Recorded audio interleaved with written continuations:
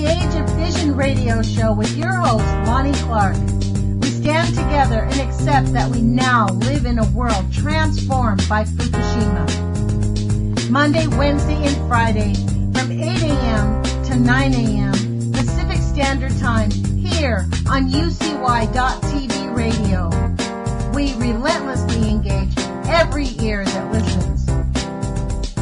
We expose and confront the complete lack of accountability for the nuclear industry. Consider social engineering programs who view our bodies, minds, and souls as assets on a balance sheet. We discuss vital current issues, interview activists, and engage our audience in an effort to allow all voices to be heard. The Age of Vision radio show creates a venue that all will choose. We encourage our listeners to reclaim their power and their courage to take action and save our planet from the ravages of greed and indifference.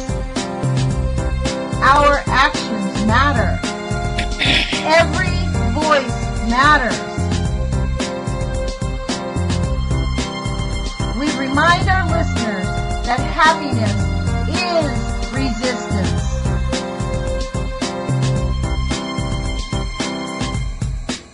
Love is greater than fear.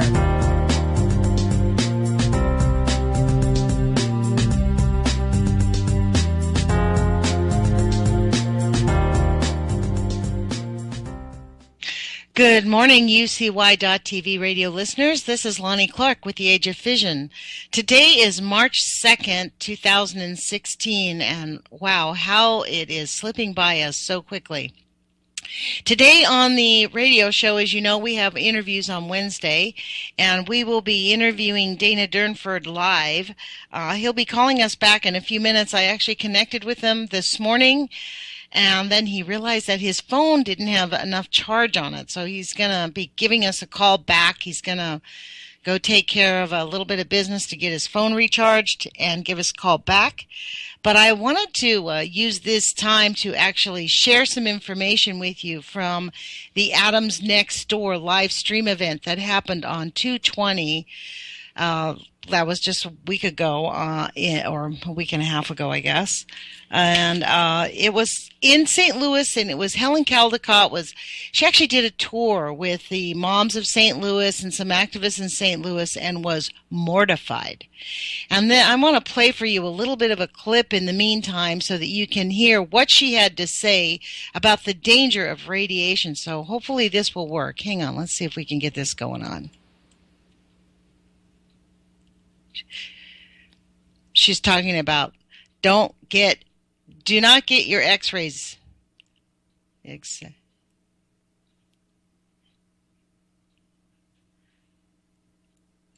So I turn that up for you. I want to show you this part where she starts talking about what the gamma and beta radiation does to us. Let me see if I can scroll that forward. This is very interesting.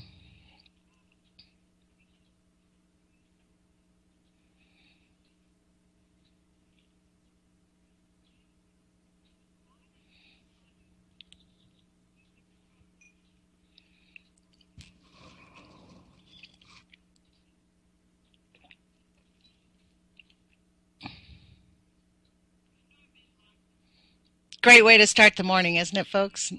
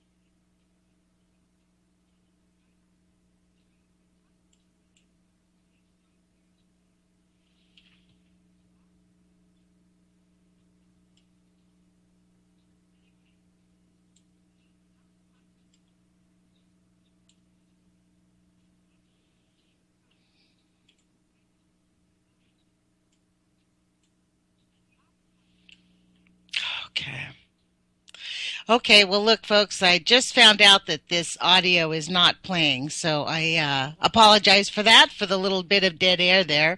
I thought I was playing some things with Helen Caldecott, playing this video with her at the Atoms for Next Door event, so apologize for that, but what she's talking about is how the alpha emitters affect us and how they make us, how they really just go right through our bodies.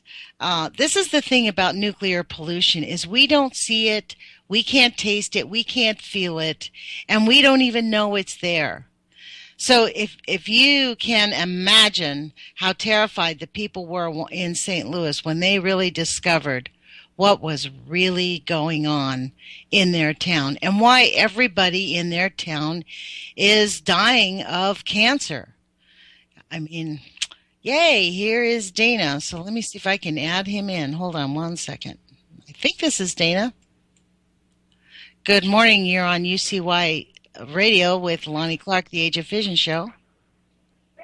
Oh, sorry, I called the wrong number. This is Kevin. How's the radio show going today? It's going good, Kevin.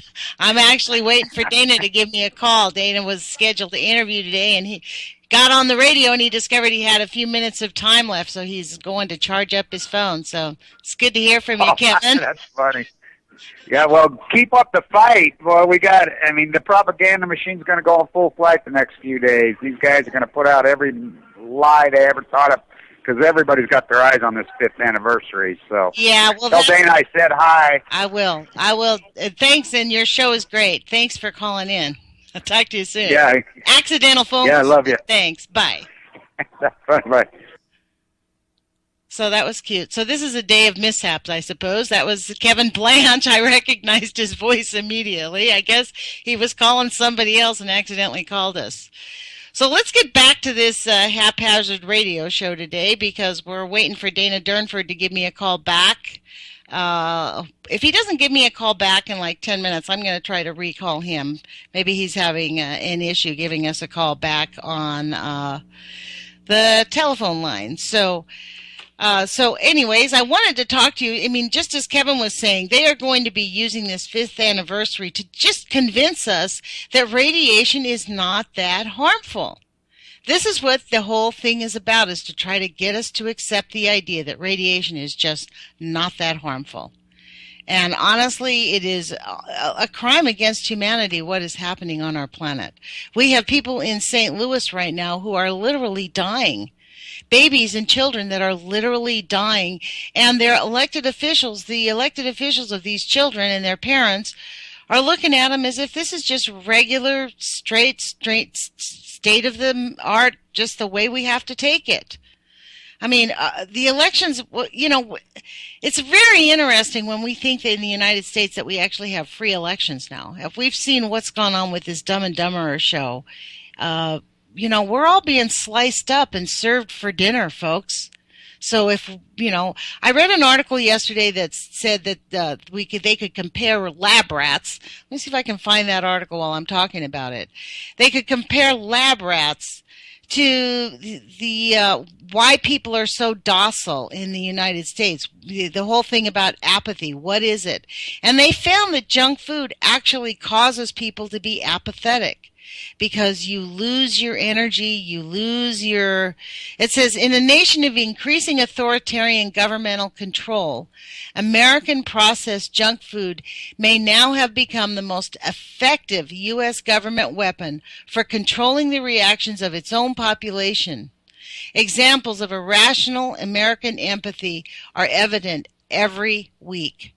This was an article that was written, let me see who it was written by. It was really a great article somebody sent to me. And it was from the Activist Post. That's the name by Brett Redmayne Titley. That's his name. And he starts it with, tolerance and apathy are the last virtues of a dying society. And that is exactly where we're at. We are a dying society, and people really honestly do not care if they're getting radiated. They honestly don't care. We have an entire country of people who, frankly, are being radiated.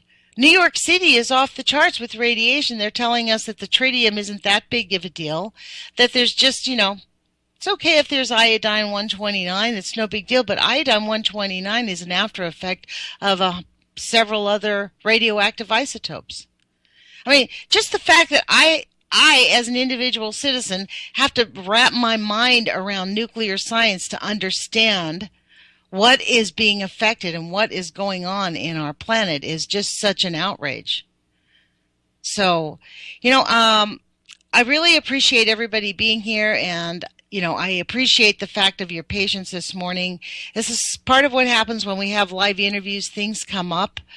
And, hopefully Dana will be giving us a call in a minute. He was on with us on December 2nd, updating us. I know in the meantime, Dana Durnford has actually gone back to court and has had some things slapped on him. He has lost his ability to, use their lies in court as his defense. So hopefully we'll be able to get some updates from Dana on where he's at and where his case is. Let me go back to this article. You know me, I like to jump around.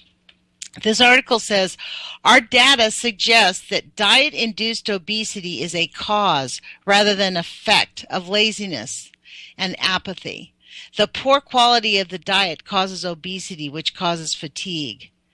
It's found that during repeated 30-minute sessions, the overweight rats became more lazy due to their increasing obesity, taking breaks that were nearly twice as long as the clean rats. Although I do have to say that this article was quite intriguing, it did not answer the reason as to why we have all these health nuts. Like I have a niece who lives in San Diego who runs a little stand where they're actually raw foodists. They're very conscientious about what they eat and their entire diet, and yet they do not want to even talk about radiation. They're big anti-vaxxers. They hate the vaccines, so they're big in that. But they really do not want to take up this idea that maybe swimming in the Pacific Ocean is caused by the radiation or even by the chemtrails. And it's kind of interesting the way people just kind of block that stuff out. I don't think it's entirely attributable to the diet because there's people that are actually freaking health nuts who basically totally don't want to even think about it. So there is, something seriously up with that. So I am going to make an effort to give Dana Durnford a call and see what can happen with that one. Because I see that we're going on 8:15 here. And I don't know if it's possible that we can get through to him, but let's try to give him a call in case he had a hard time getting in touch with us. So let me just see what happens with this phone call. He may or may not answer, folks, because I know he had to go into a store to recharge his phone card. I think that's what he said he was going to do. So, but I'm going to see if I can give him a call back and see if he'll pick up, and maybe we can connect with him, see where he's at. And if not, I'll hang back up. So let's see what we can do here. Let me see if we can add him on. So we'll see if he had any trouble calling us in. If he's unable to answer the phone, obviously he's unable to answer the phone. We may have to hang up right away. So I'll find out. Dana. Hi, Dana. This is Lonnie with the Age of Fission radio show. I thought I'd give you a call back in case you were having trouble getting through to us. Yeah, no, I was just having trouble finding a place to park. We're okay. We're okay. I think I'm looking for a spot here. Do you want me to call you back in 2 minutes so that you don't have to be freaking out on the phone? I can call you right back. Yeah, no, it's okay. We're right here right now. Okay. Well, welcome to our show. Go ahead. Yeah. I want to welcome you to our show. And for those of you who don't know who Dana Durnford is the nuclear proctologist. He has a fabulous website, thenuclearproctologist.org. And as a matter of fact, Dana was on with us on December 2nd. And he sort of outlined exactly what he did. He went up and down the coast, 15,000 miles, folks, not 1,500, over 15,000 miles. He spent, I think, more than half of the year on the water with his camera documenting the fact that there is no marine life up and down the Canadian coast and the devastation not just to the marine life, but even to the plant life and to all the structures of life that are along the coast on the British Columbian coast of Canada. So, are you parked, Dana? I am. Thank you. Okay. Well, welcome to the show, and I appreciate your effort of, making the effort to be here with us today. So, yeah, my apologies. I was supposed to be ready for this one, and that's all right. Don't worry about it. That's what happens when we do live radio. Sometimes things. It is. So. It is. Yeah. So, let me just ask you, what do you want to update? Can you update us with where you're at? I know a lot of our listeners are concerned about your. Is there anything you can inform us on what's going on with your case with the Canadian government? Are they going to be dropping the charges anytime soon? They're playing a game, and they had a judge say that that bananas, potato chips, and walking in the sunshine are equal to nuclear bomb material or fuel rods and stuff like that. And so what they done there, it was a delay tactic, I guess, because that's not science. Yet they claim the science was settled, and so that was the last court appearance. And then the judge now, at this point, still doesn't know what I'm charged with. And then the judge makes another ruling that because that science is settled, I won't need any expert witnesses, or I won't be allocated any time for defense like that. So they're saying science is settled that bananas and potato chips are the same as nuclear pollution. Right. And then they turned around and said that, they kept going down this road where they say I couldn't use the video that I'm being charged about, only the 8-second soundbite and stuff. We couldn't use the 1-hour video for context. And so that was motive, and that was context and everything else. And then after that, I said to the judge, I said, Your Honor, this affects you, your friends, your families, your loved ones, and everyone in British Columbia and around this planet.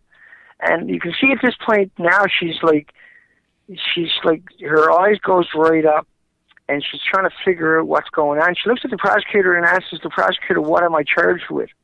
This is after she made all these rulings. She doesn't even know what I'm charged with.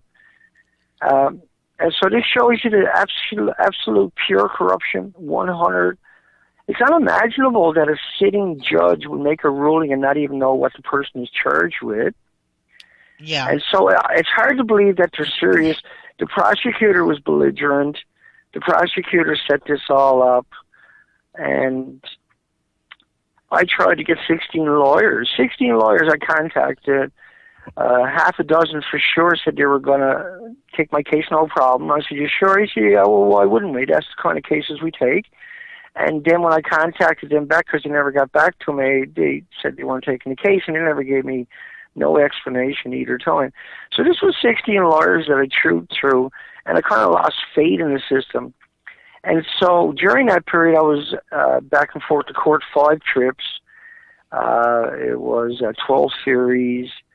I can't remember, 8, 10 hotel rooms. It was around 3,000 kilometers of driving and all the ferries and hotels. So an enormous amount of money went down that road. This is what that was all about. And now I'm scheduled to go back in June, and then trial is supposed to be in September. But I can't imagine these people going to trial. Now, what I was trying to mention that time was that they said each time they were going to appoint a lawyer for me because I couldn't retain a lawyer. Now, I used the public defenders that were at the courthouse at the time to get me through the paperwork in each day that I was there, 5 different court appearances. And it was just it's this delayed tactic. And it's a judicial version of what's known as a slap suit. And a slap suit is a lawsuit. It's a slap lawsuit against public participation. Think about those words. Slap lawsuit against public participation. So this was a concoction in the legalese to bankrupt people that are challenging the status quo. That's exactly what it is. Exactly. Right. That's what they want, because they know that we don't have money. That attorneys, we can't pay an attorney enough money to stand up in court and really fight, or even challenging her thesis that you can't use the rest of the video for context. It probably could have been challenged if you had an attorney. And I was supposed to have a lawyer. That would have never happened. And I did challenge her, but she wouldn't. They pushed her right through. So they didn't. Now, when the judge asked what I was charged with, the prosecutor didn't answer her. So, as far as I'm concerned, the judge still doesn't know what I'm charged with. Wow. So this is utter betrayal, unbelievably shocking and depressing, and you're being set up, and you know it, you feel it, you understand that when that happens to you that way, you feel that threat, you feel that coercion that they're trying to it's put the up long on arm you. of intimidation, Dana. They know Incredible intimidation. that's Yeah. all it is. It's like Lucky me, I don't get intimidated, but I'm it's not an really good at oppressive getting thing. intimidated. That's probably But why I'm they put it off till June, so that you could have time to stew. You know what I mean? Like, and get freaked out over. Well, I can't talk about two individuals that are the two biggest public speakers on the planet about Fukushima. The two biggest speakers, one from University of Victoria. But I could say Jay Cullen's name and Ken Buessler's name, the two scientists who were lying to the entire public about the negative effects of nuclear pollution in the ocean. You cannot say their names. Yeah, exactly. And so I can't defend myself on top of this. Wow. But this is an extinction event. Let me repeat that for everybody out there. That's this right. This is an extinction event. Well, and put aside what you saw in movies, folks. Put aside what you think you know, what you think you understand, what you think you're able to visualize. This is an extinction event. We're talking 4 million species gone already out of the Pacific Ocean. Even if you just look at the mass death list of deaths on the planet of animals, mass animal death list, every single day, 4 million plus salmon do, and they're calling it an algae bloom, or they also call it the avian flu. This is the annoying part: is they never ever mention radiation or Fukushima or the nuclear pollution, but, massive 4 million plus dead salmon due to a, quote, algae bloom in Chilo and Asayan in Chile. The animals are going south. If you look at this mass animal death list, most of the mass deaths, a major portion of them are in the southern hemisphere because the animals are going south. They're trying to escape, but what happens is they go south and end up dying on those lands. Well, they can't escape, and then there's no oxygen, there's no food, there's no biota, there's none of the microscopic animals, and there should be in a glass of salt water around 1 billion creatures, and 75 to 100 million of them are phytoplankton, the basis of the food, the oxygen, and the carbon sequestering chain, and they are missing. And we know they are missing because in the mass die-offs, they were checking, particularly the birds, they were checking them stomach for microscopic, and they didn't even find a microscopic. Now, people don't understand what I'm saying, I'm sure. It's a very difficult subject sometimes. But what happens is when the bird puts his beak in the water and is sitting in the water and is always poking his head underwater, looking around, it absorbs a lot of that water. And so a drop of water would have 1,000 creatures in a little tiny drop of water. And so these are poking their heads underwater all the time. But we didn't even find that in their gut, in their tracks. Wow. And so this is a total extinction event, 100%. And we couldn't even imagine this could happen to us in a 5-year period. Nobody, including myself, thought this was real. And that's why we've done 260 days, 15,000 miles of the coastline, a couple of 100,000 pictures, unbelievable amount of underwater footage. And what this showed us, though, because I have 14,000 hours underwater as a commercial diver, and I've worked every industry on both oceans in Canada, in the Pacific and the Atlantic. I ran over a dozen commercial boats. I had my own boat, 30,000 hooks, 120 gillnets. I grew up in a community that still has no automobiles. I'm one of those people that's extremely in touch with nature. And so I went out and exploratory. This was an exploratory, and we know what's supposed to be there, and they were all missing. But we had to do the whole coastline before we said too much. And so originally we done 200 miles of coastline before I said anything to anybody, just to make sure that I wasn't making a mistake. Because after 200 miles, if I don't find it in 200 miles, it's gone. And I'm that kind of person who knows how to find it. Whereas you're not supposed to have to look for it in British Columbia. We don't get ice in the wintertime. We don't get the snow on the coastline. And we have mountains. The Rocky Mountains extend all the way up to Alaska, entire coast of Canada. And the ice pack is missing. Now, the ice pack took 1,000, 5,000, 15,000 years to form, and it'll take that long to form again.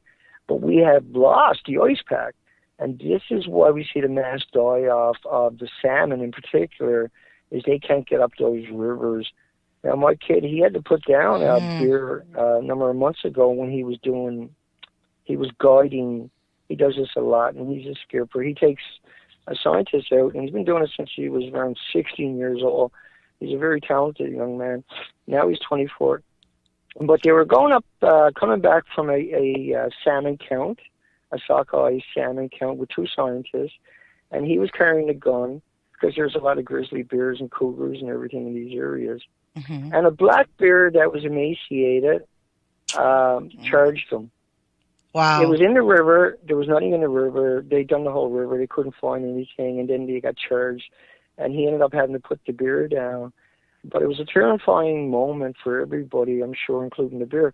And it's just emblematic of what we're seeing, animal attacks and desperation with the animals, where the animals literally starved to death this past fall.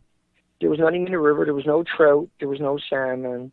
The berries had failed, and the animals' scat was just basically apples from trees. We have a tropical environment here in British Columbia, a rainforest that extends all the way down to the ocean, the coastline. It's a very unique coastline with 26,000 islands. It's very protected. It's incredible tides, very fast, high tides, it's a very diverse coastline. Isn't that what makes it so, the diversity is what, typically that's what we see, is a lot of diversity, a lot of color. That's the thing, when people go to your website, that's the thing that really shocked me as you started posting the videos of what you were seeing along the coast of British Columbia.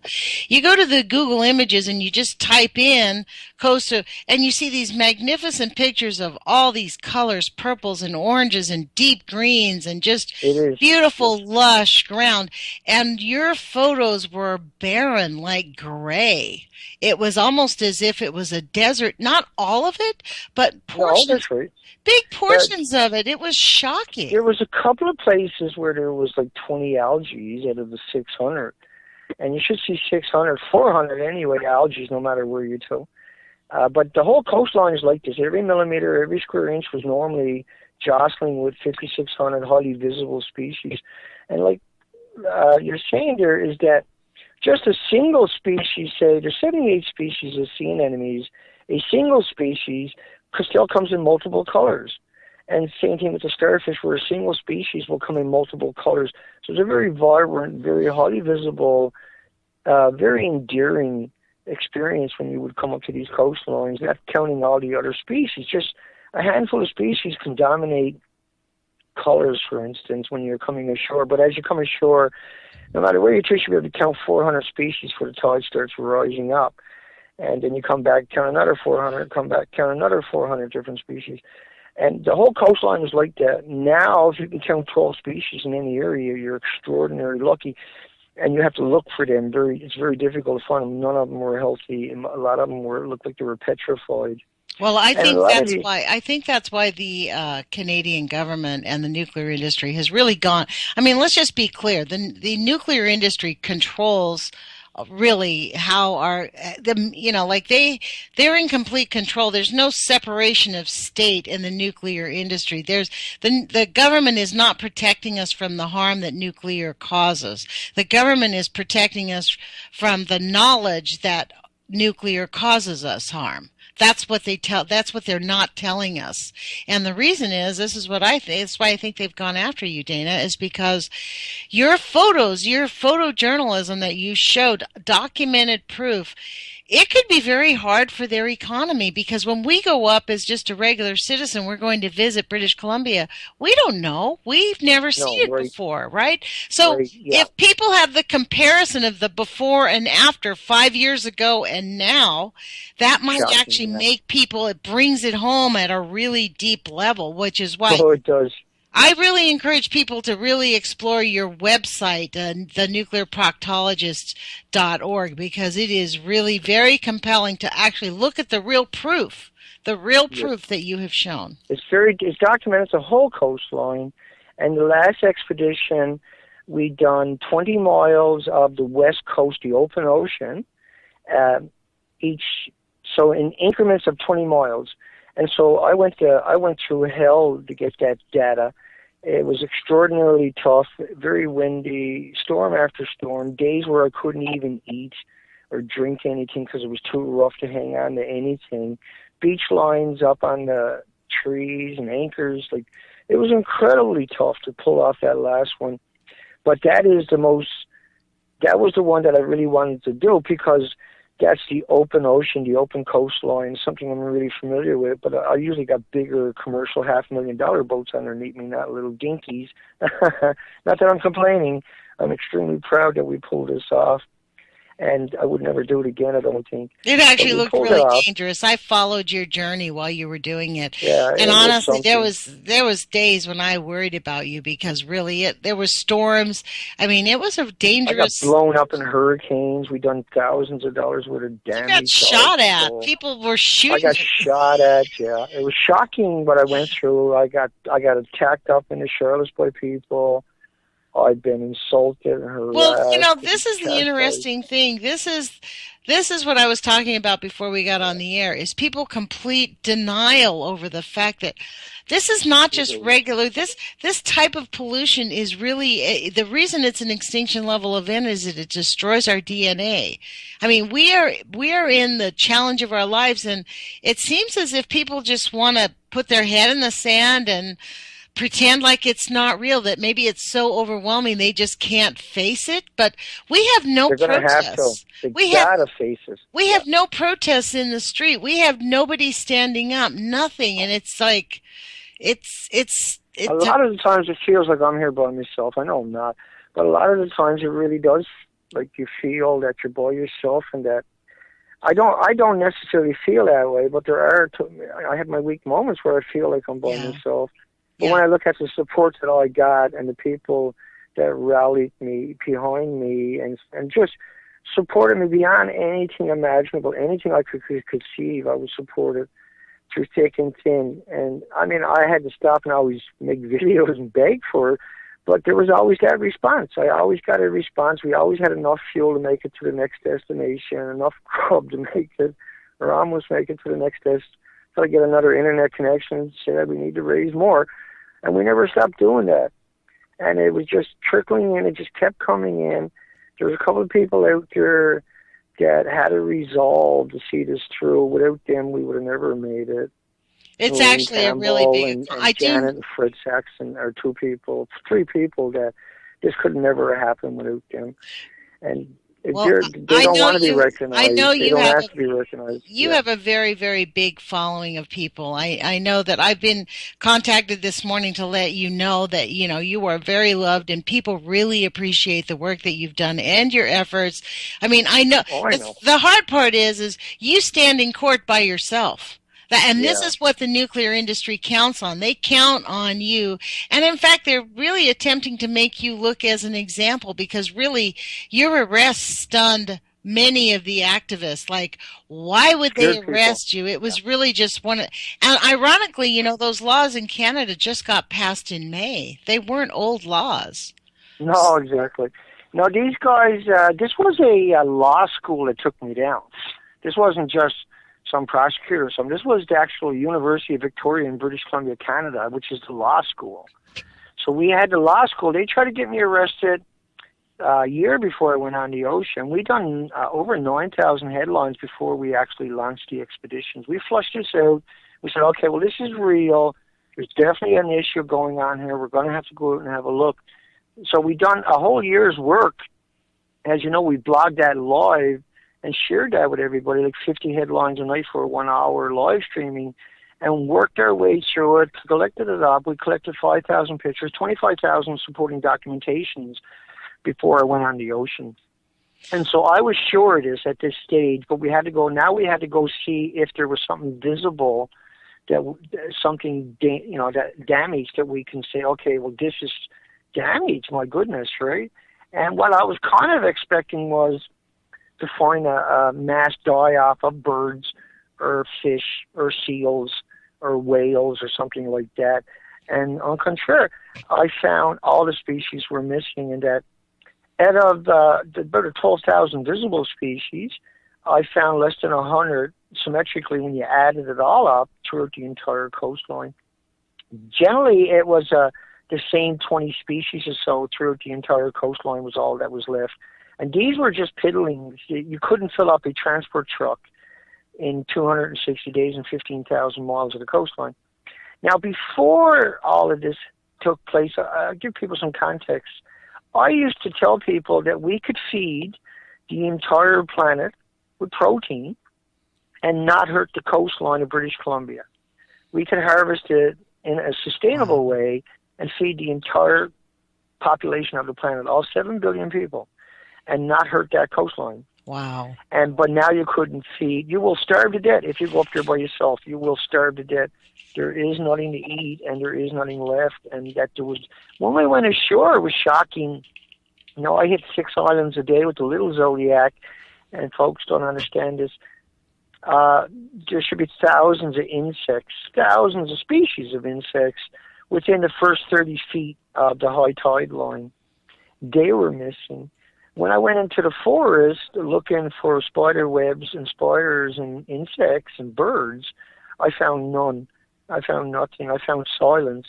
And that to me was the telling tale, that there was nothing left on all these islands that were isolated, and people rarely, if ever, had walked on most of these islands in the last 100 years. Just 1 or 2 or 3 people might have walked on them at best, and they were probably just fishermen who went ashore for a day or something like that and ended up on that island.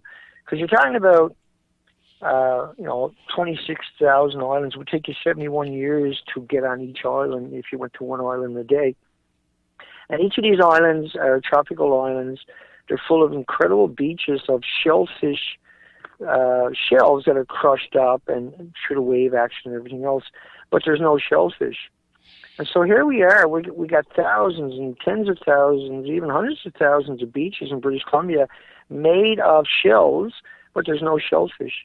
And the underwater footage shows that distinctly. And as an ex-commercial diver with 14,000 hours underwater commercially, not counting what I've done just like on my own, that's what I got logged in. Wow. That was like unbelievable not to see that. And then the whales that I did see and got pictures of and documentation, these were emaciated. All the animals that I did find, which wasn't very many obviously, were extremely sickly looking and were emaciated. But now we look back at all of this, because I'm ashore and you got time to, not really because I got arrested after I came ashore from the last expedition to stop me from producing that documentary and to chew up all the money. And that's generally what happened to us. That's exactly what they wanted to do too. Is they really wanted to stop you from doing any other activity. Like, this has really pretty much consumed your life. And this is the thing. Karen Silkwood got knocked off the street. She got killed. But they have understood. If anybody hasn't read that book, I highly recommend it, by John Perkins. It's called Confessions of an Economic Hitman. And in that book, he just produced his second version of that book. I can't wait to start reading it. It just came in my house last week. But in that book, he talks about how in the old days they used to have to kill people if they didn't agree with them, and now they don't have to. They just knock you out economically. They fight you in court and they destroy your, like they have attempted to do with Dana. They have attempted to demean him and consider him a lunatic, and anybody. This is the ironic part. The media came out and accused me of death threats, right? And so I wasn't charged with death threats. I was charged with criminal harassment and nuclear pukes. And this was a law enacted for stalkers. But it was used to take me down. They tried to take me down 2 times a year before, and went to the police and tried to have me arrested and couldn't get a charge against me because I didn't break the law. So they were at me looking for a way to get me charged. They couldn't find a way because I didn't break the laws. In Canada, I have certain rights and freedoms, and I exercised those I had the liberty, and I claimed that liberty to say the things I say, and I won't withdraw none of my comments because they were in good faith, and they were commentary and sometimes conjectures in that context, but they were not death threats. So CBC, the biggest media in Canada, accused me of death threats.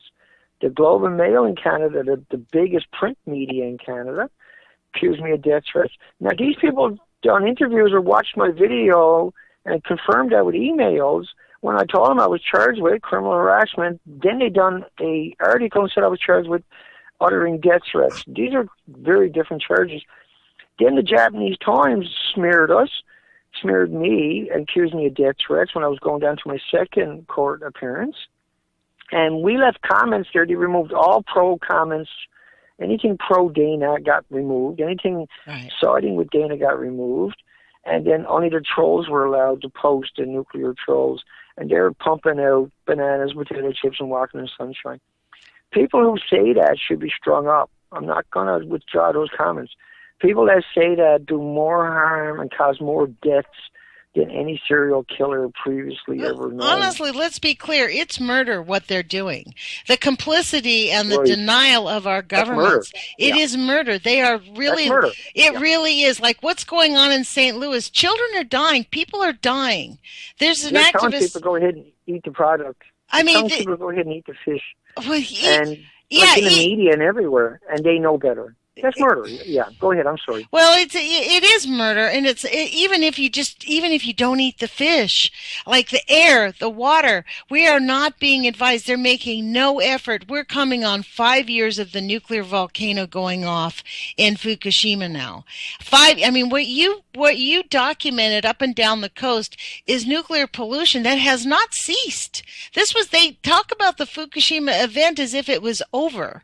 It's not over.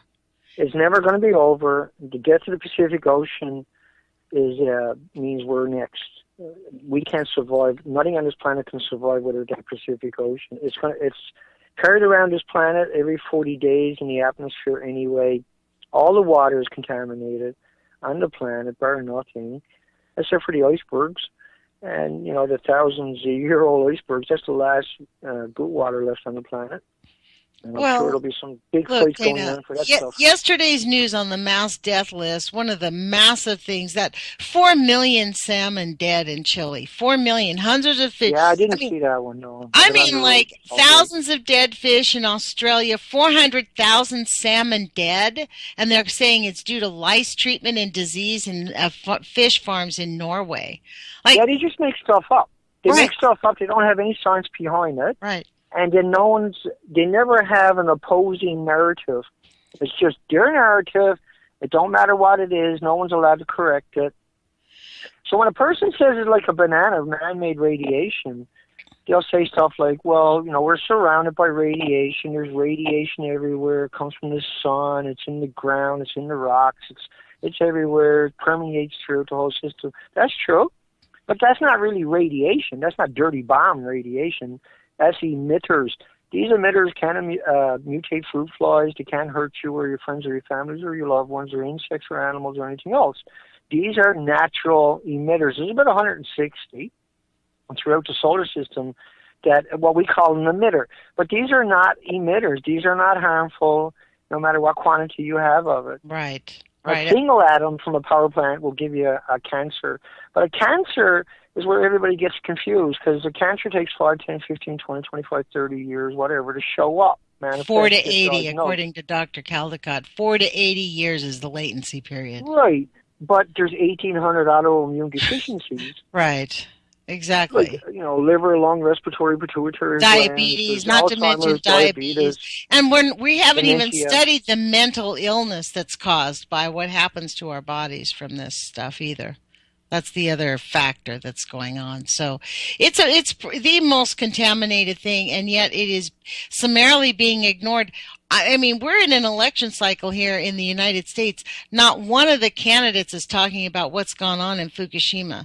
No one has even dared to mention the fact that Hillary Clinton, who I call Monsanto Clinton, single-handedly went to the Prime Minister of Japan and promised not to test for radiation on food that we import from Fukushima. So subsequently now in the United States, we import radioactive food that is illegal to sell. And hung at the same time. If she was in Iraq, we could hang her from a crane and stab her as she's hanging there. Oh, come on, Dana. Like, so saying stuff like that, I know. I know is way over the top. But when the cancer kills your loved ones and your friends and your family, yes, you liquidate all your assets. That's what I call a murderer.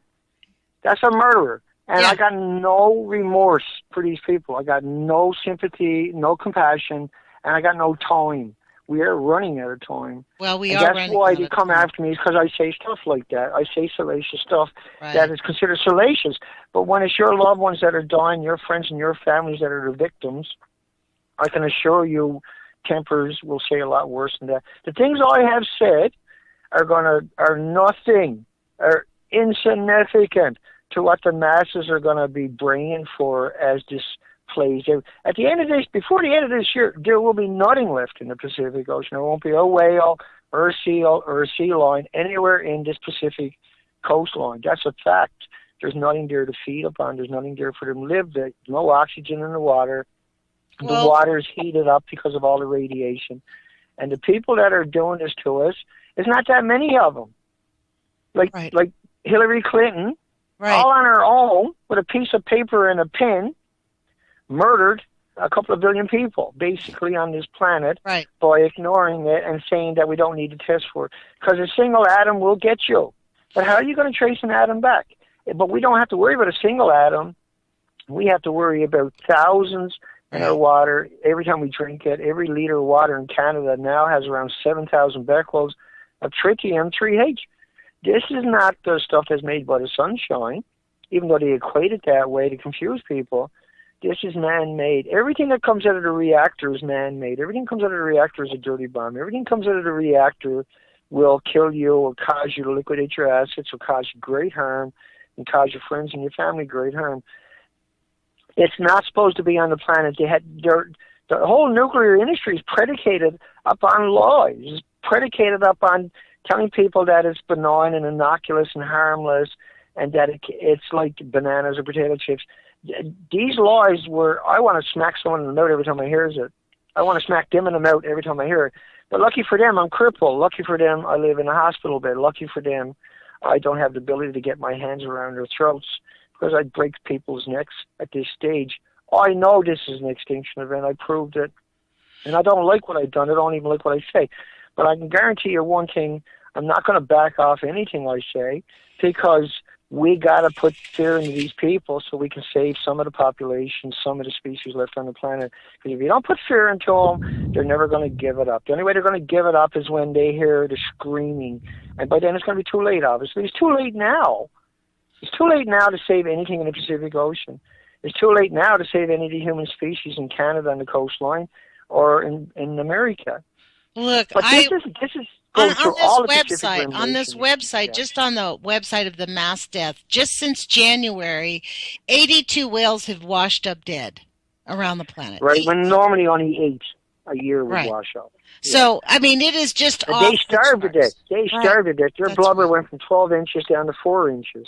And they were starved to death. They had emaciated, ate themselves from the inside out. And that's all the other species are doing the same thing. They don't even bother looking for parasites or toxins or dioxins or mercury or anything anymore. They say it's always the same. They starve to death. Scientists say there's a fish famine. Now that's a new one, fish famine. It's kind of like Ethiopia where you have a famine. This is how they're equating it now, where there's a fish famine. And they're building up, trying to come out to tell the truth, but they can't tell the truth. The nuclear industry will lose its mind. And everybody's going to turn against everybody in the nuclear industry. Everybody's going to turn against every nuclear scientist on this planet. Even if I didn't exist, even if I didn't do anything I'd done, even if I never done an interview in my life or never made a video in my life or a presentation, this planet will rip these people to pieces when they find out what they got done, and there's no way to avoid it. There's no way to get away from it. I think they're actually counting on people being dead before that happens. I honestly do. Yeah, there you go. Like right now in New York, they're in complete denial that there is a serious, massive problem. They have tritium leaking, and they're saying, well, the tritium isn't affecting anybody. It's going into the Hudson River, and along with tritium, cesium-137, nickel, 55. These are tracers. Yeah, these are tracers. There's all kinds of other nuclear radioactive. The tracer is there, folks. There's 2,000 other isotopes there. All of these isotopes that were created in Japan, though, were mixed oxide and reclaimed uranium and reclaimed plutonium. So this is stuff that already went through a chain reaction, was already 2 million times worse than any other element or reactor on the planet, current reactor on the planet. And by putting it through a chain reaction again, you multiply it by 2 million times again. It's the most maniacal, twisted, and demented thing that's ever been done. It was done on purpose. But the reclaimed plutonium will burn up to 150,000 times hotter than the uranium. And so when it goes spectacularly in a big, big boom. And that's what we see happen. Well, it's the stupidest thing imaginable because they're trying to consume this stuff. You can't consume this stuff and have nothing left over. You release it into the environment. They're poisoning us on purpose. You can't build a sarcophagus to contain this because of the noble gases will detonate the sarcophagus. You can't contain it, see? It has to be vented. Everything is vented. And what that means is the isotopes are released into your communities. That's why there's 6 times more breast cancer within a 15-mile study zone around nuclear power plants. You can be sure that don't mean nothing, a 15-mile zone. That's just the zone they studied. But it showed 6 times more cancer. Right. It showed that children were 20% more likely to have killer leukemias. And for people's information, when you get chemotherapy, you had to sign a piece of paper saying they could murder you legally. Because that's what that is. Yeah. You can't get that without signing away your life. You got to say, well, if I die, no one can be held accountable. It's an experimental concoction that only 2% of people that get chemo live longer, allegedly, than they would have without it. Yeah. But the truth be known, of course, the first thing happens is you kill all your cells in your body. You lose that's where you lose all your hair and everything else. And so there's nothing good ever come out of it. But we murder our loved ones in the hospitals every day. We have people that we know that work at these hospitals murdering our loved ones every day, and they don't even understand what they're doing. They're so indoctrinated, they bought into it, or whatever the case may be. But that's murder. And I have moved past the point of saying that, maybe they're stupid or something. Now I just call them murderers. If I see them in my community, I call them, hey, murderer. Yeah. How many people did you kill out of our hospital with that chemo junk again this time? There's a great book called Death by Medicine that really explains how, people just buy into it and just accept. And frankly, the Nuclear Regulatory Commission in the United States now changed their statistics to say that they are going to expect cancer. Check this out: 1 out of every 1.7 persons. That's more than 50%. The rest will die of heart attacks and strokes, I suppose. Right. I mean, diabetes and Alzheimer's, dementia, which are all emblematic of radiation. Go ahead. Exactly. I want to get your take on the dog and pony show of after 5 years, these executives from TEPCO being indicted. I think that nothing is going to happen and they're going to be held completely unaccountable. But what do you think of that? I think that is such an amazing, it is timed for the 5-year, I don't want to call it an anniversary, but the 5-year marking of the world ignoring it. People are going, yay, finally we're having some people held accountable. I think it's just a dog and pony show. What's your take on that? Well, we got an extinction event planned in the Pacific. Before the end of this year is up, your game is over. People are going to lose their minds. We're going to see mass deaths. They're going to blame it on Ebola, blame it on Zika, blame it on this, blame it on that. Yeah. And Zika, by the way, the deformities that the pregnant women are producing from Zika, allegedly, that's the same deformities from Yeah. radioactive fallout. Yeah, I from talked nuclear about that. weapons from depleted uranium. Exactly. It's a signature of uranium poisoning. And do you know what I did do some research on? Every one of those little towns in South America, they just started uranium mining in 2012. So I was quite suspicious of that whole, because the World Health Organization did it. And, while we can't get access to their scientific things, my guess would be the IAEA told them, find a reason for this, but you can't look at radiation. So World Health Organization said 28 people died at Chernobyl. Right. Kofi Annan says 3 million children got permanent disabilities in Belarus. Go watch Chernobyl Heart for anybody out there that is not familiar with what I'm talking about. Chernobyl Heart, look it up. You'll find a documentary. It was an Irish foundation went over there and went through all the orphanages, and it's just unbelievably heartbreaking. It's shocking. It's shocking. Who's going to take care of those children? They're being abused in these homes. They're being used as money bags. Yes. It's the most heartbreaking, heart-wrenching, gut-wrenching. Oh, shit. It is really a hard... I'm going to get a ticket. You are? Mm-hmm.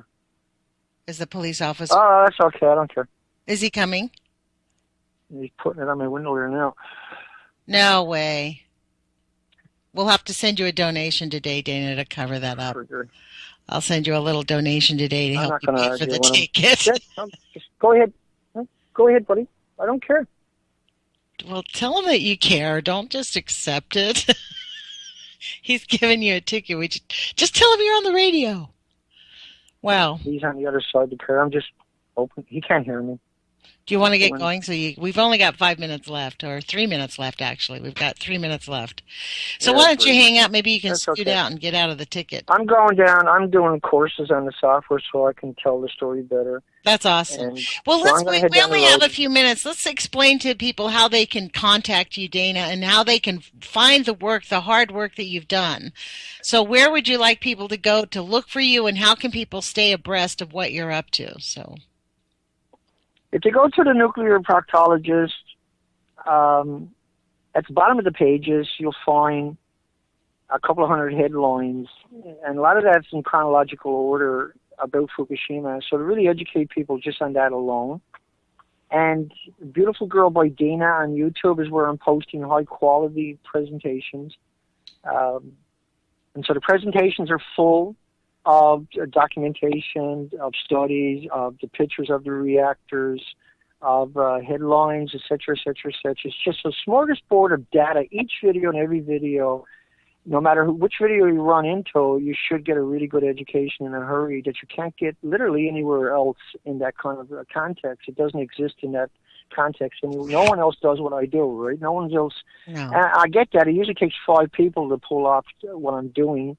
And the equipment I'm using is the same as CNN or BBC or Fox or whatever uses. So it's a real presentation that I'm going down to do courses on to make sure I can use it properly. We are doing a 24-hour live stream on March 11th. Okay, great. And you can join the live stream at any time, and you'll fit right in. That's at livestream.com. That'll be at livestream.com, Dana Durnford. But what time will it start? What time will it start? It's going to start 12 o'clock at night time because you got different countries with different time zones, okay. Right? And we're going to go 24 hours. It's going to be a really good show. It's going to be full of documentation, full of pictures from the coastline, underwater footage hadn't been seen before. It'll be full of all kinds of clips. We'll be doing all the bloggers, Fukushima bloggers, including yourself. There'll be little clips of you in there. And there'll be clips of everybody that's talking about this, that's trying their best, that is available. Well, that'll be on March 11th. That's next Friday. We have about 20 seconds left, Dana. Okay. Thank you for joining us. Yeah, and put your courage feet on, you guys. Please go to the Nuclear Proctologist. If you can afford it, please make a donation. Dana definitely needs your support, emotional and financial. And put your courage feet on. Take action, folks, because it's up to us. It's on our watch. Right. Thanks, Dana, for joining us. Take care. Hugs, my friends. Bye-bye.